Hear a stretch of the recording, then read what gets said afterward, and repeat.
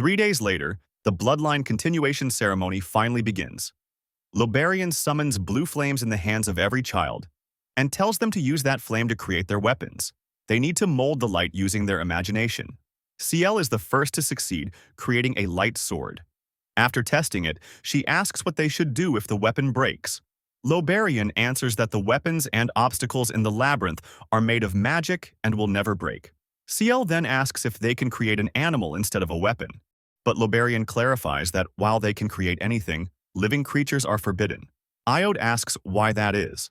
Lobarian explains that creating life is a power only living creatures possess, and attempting to replicate it is considered a taboo.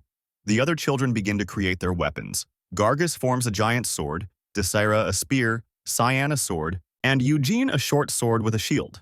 Suddenly, CL asks Eugene what he would do if they meet in the labyrinth and curiously wonders if he's going to fight her.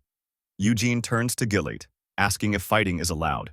Gillate confirms that it is a competition, but cooperation and quick judgment are also important, as they are all part of the Lionheart family. Upon hearing the word family, CL blushes slightly and flashes Eugene a bright smile, making him feel uncomfortable. Once everyone has their weapons, Lobarian asks them to put on the necklaces he's creating with magic.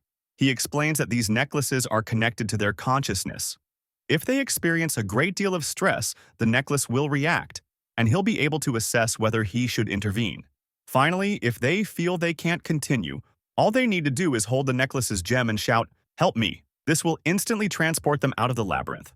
Lobarian invites everyone to enter through the magic gate, assuring them they will appear in different parts of the labyrinth, even though they all use the same entrance. The children begin to move forward, and before entering, CL cheerfully wishes Eugene good luck, making him uncomfortable once again.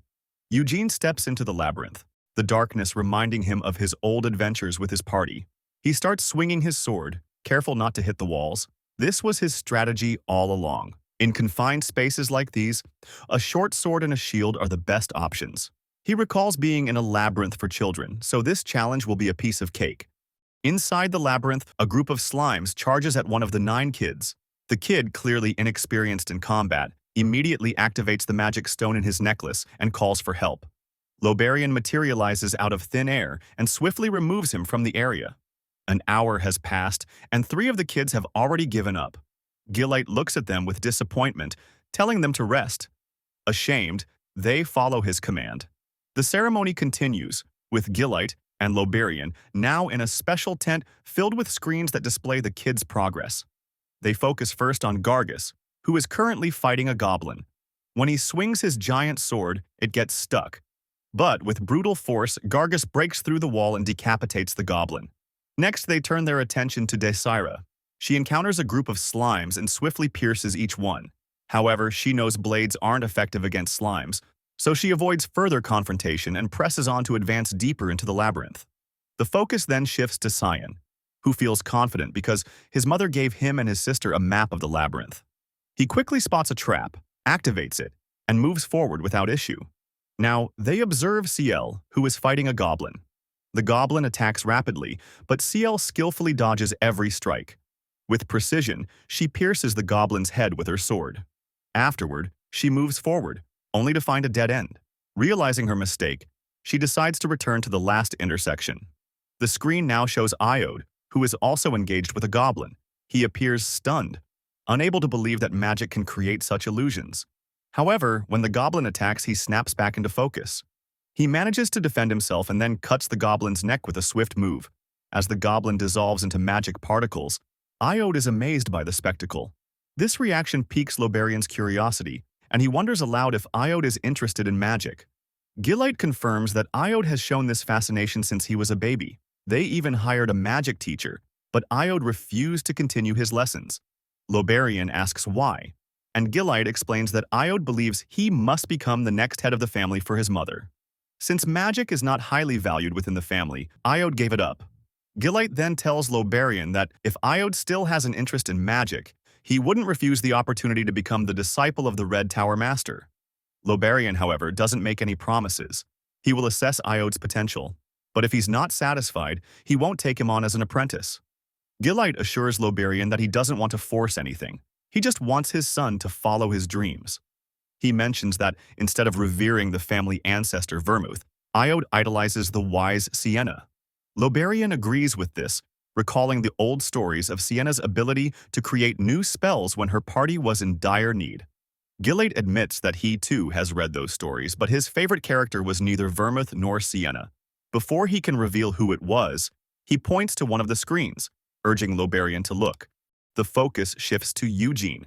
He's standing in front of a massive troll, which begins launching powerful strikes at him. Eugene uses his shield to deflect the attacks and, in a surprising display of speed, slashes the troll with precision. Both Loberian and Gillate are astonished by the display. Gillate, watching the scene, can only mutter, "Amazing," as Eugene finishes the fight. The troll's massive corpse crashes to the floor, shaking the ground beneath him.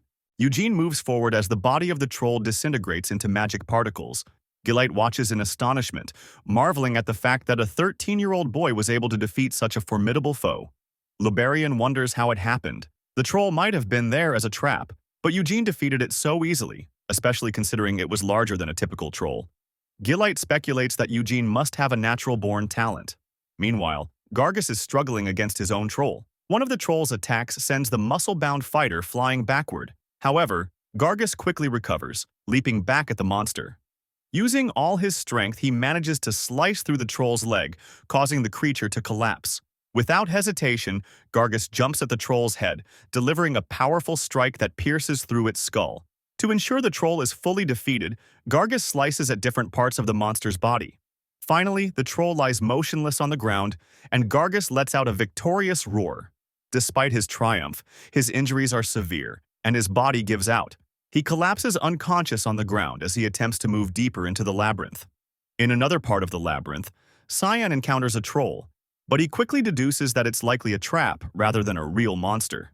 He prepares a plan and throws a rock away from his position, causing the troll to turn and investigate the noise. Seizing the opportunity, Cyan moves forward, avoiding the confrontation altogether. Ahead, Cyan meets Seal, who is surprised to see her brother, especially since they had started in different sections.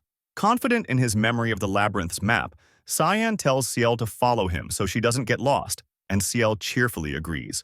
Cyan sees this as a chance to redeem himself in his sister's eyes, especially after the humiliation he suffered earlier. Suddenly, Ciel asks if it's possible for any monsters to appear, since the labyrinth is supposed to be an illusion. Cyan responds, dismissing her question as obvious, but Ciel suggests that even a ghost could appear. Cyan freezes, visibly shaken by the idea of a ghost, though he tries to brush it off.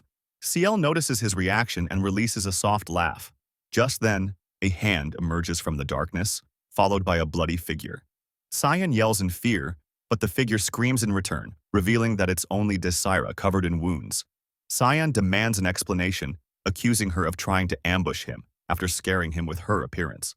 Internally, Desira considers her first attempt to surprise them a failure, and she quickly moves on to her next plan. She starts running, leaving Cyan confused and surprised. However, Ciel reminds her brother that they shouldn't allow Desira to surpass them, and the two give chase. Desira realizes that she stands no chance in a 2-on-1 confrontation, and in frustration she wonders aloud where Gargus is. At that moment, she steps on a trap, causing the floor to collapse beneath her. Desira barely manages to jump across the hole and continues her dash toward the center of the labyrinth. Noticing the wide gap, Cyan decides to activate his mana, even though he had been saving this technique for the final boss. Running at full speed, he leaps over the hole and lands on the other side. He then calls to his sister, telling her to jump, assuring her that he'll catch her. However, Ciel, confident in her own abilities, effortlessly crosses the gap on her own. Cyan feels a sense of pride in his sister's skill, though it's tempered by a hint of surprise. The two continue chasing Desira, eventually reaching the labyrinth's central chamber, where they find a giant minotaur resting. The sight leaves them speechless, their faces displaying sheer amazement. Just then, a voice calls from behind, and they turn to see Eugene tired of waiting. Eugene casually asks why they all arrived at the same time. Cyan, surprised, asks what Eugene is doing there. Eugene replies that he's simply been waiting. He explains that he hasn't started the fight yet because he wanted to see who would arrive first.